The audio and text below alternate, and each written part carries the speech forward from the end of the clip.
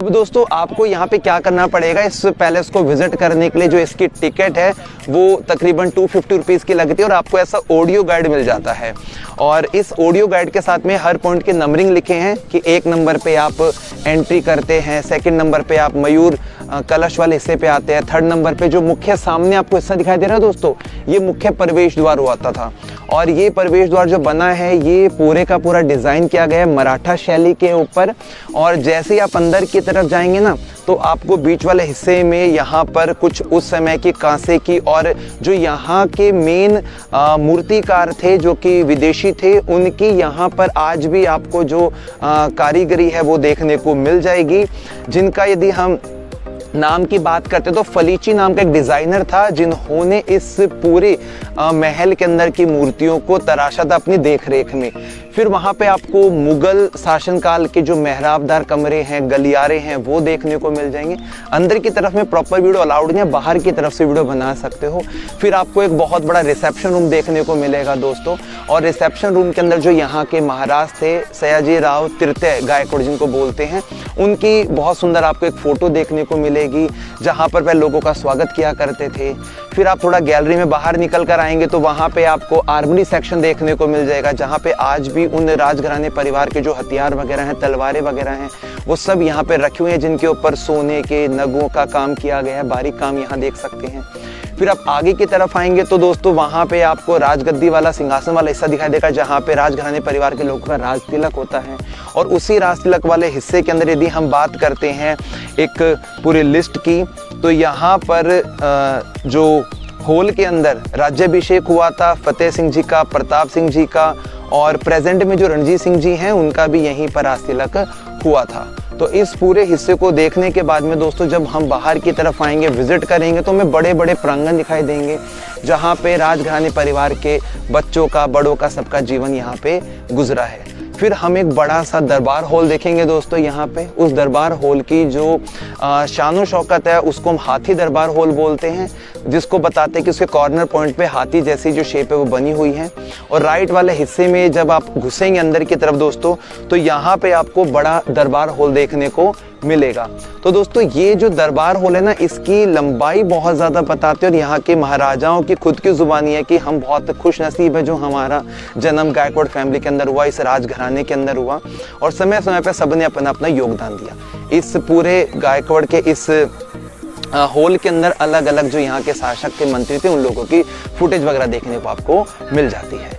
सो दोस्तों जब हम इस स्थान को विजिट करते हैं ना तो हम बस इतना सोच पाते हैं कि गोथिक और वेनेशियन जो आर्किटेक्चर था वो कितना बखूबी तौर पर इस पैलेस के अंदर इस्तेमाल किया गया है। वो आपको तभी पता लगेगा जब आप इस पैलेस के अंदर जाएंगे। आज के वक्त में प्राइवेट प्रॉपर्टी होने की वजह से आप अंदर की तरफ वीडियोग्राफी, फोटोग्राफी नहीं कर सकते हो। और राजघराने परिवार के जो सदस्य हैं वो राइट वाले हिस्से में आज भी यहाँ पे रहते हैं।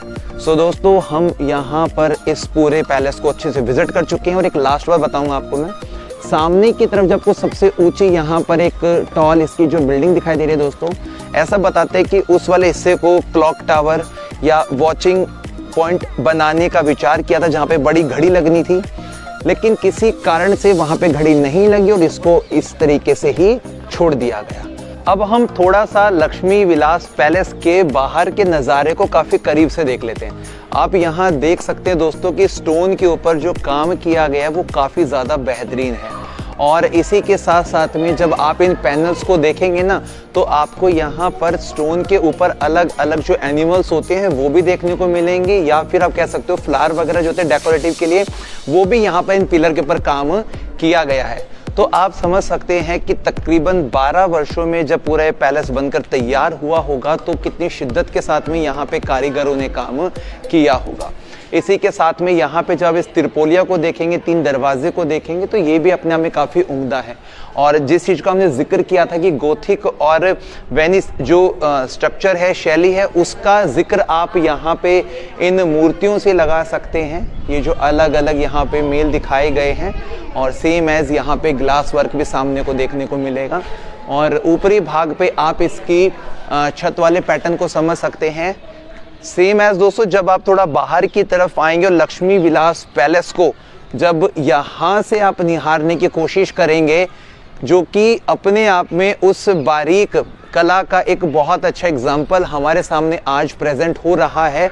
सो यहाँ पर आप इसके ऊपरी छज्जे वगैरह को देख सकते हैं, बालकनी वगैरह के बाहरी हिस्से को देख सकते हैं, बारीक इस पे जो राजपूताना जैन शैली जो है उसको आप यहाँ से निहार सकते हैं। हर एक जो कलर का स्टोन है ना, वो काफ़ी ज़्यादा अट्रैक्टिव आपको रिप्रेजेंट कर रहा है जब आप इसको इस तरफ से देखते हैं। तो इस पैलेस को बनाने के लिए गायकवाड़ परिवार ने अपना एक लंबा अरसा दिया और अपने प्रशासनिक शासन को संभालते रहते हुए भी जो यहाँ के सायाजी गायकवाड़ महाराज थे, उन्होंने तकरीबन 60-63 वर्षों तक अपने जीवन काल में इस तरह की महलों में अपना जीवन व्यतीत किया। और यहाँ पर एक पोर्ट्रेट बनाई गई है। इस पोर्ट्रेट में आप राजा रानी और एक फॉरेन की एक जो परी होती है, साथ में मंकी बैठा है, यहाँ पे देख सकते हैं। बारीक बारीक यहाँ पे टाइलिंग वर्क देखने को मिलेगा दोस्तों। और इसी के साथ में झूमर के जैसे बने हुए नीचे के इसके जो छज्जे हैं वो आपको बहुत अट्रैक्ट करेंगे। और पानी के निकास के लिए आपको ना अलग अलग जो शेर हो गया या फिर गाय हो गया, इस तरह के मुख के बाहर की तरफ छोटी छोटी नालियाँ दिखाई देंगी दोस्तों। और ये वो पॉइंट है, जब आप इस पैलेस में एंट्री करते हो ना, तो आपकी जो मुख्य एंट्री है दोस्तों वो यहाँ से होती है। और 1 नंबर से लेकर 11 नंबर का ये लास्ट नंबर है जिसकी ऑडियो आप सुनेंगे और उसके बाद में आपको यहाँ की पूरी जानकारी है वो मिल जाने वाली है। हम लोगों ने अपनी वीडियोस में बहुत सारे पैलेस देखे हैं और उन पैलेस में से काफ़ी खूबसूरत आज हमारे लिस्ट में नया पैलेस शामिल हो गया है, वडोदरा का लक्ष्मी विलास पैलेस। और ये उस समय की लग्जरी लाइफस्टाइल को, राजा महाराजाओं के वंशावली के उस पूरे लाइफ के स्ट्रक्चर को बताता है कि वो अपने पैलेस को बनवाने के लिए कितने ज़्यादा, कहते हैं ना कि मतलब उत्सुक थे और उनका एक विश हुआ करता था कि हम जिस पैलेस में रहें वो कुछ अलग दिखना चाहिए। सो दोस्तों अब चलें किसी अगले वाले भाग की तरफ, देखें क्या कुछ नया देखने को हमें मिलने वाला है।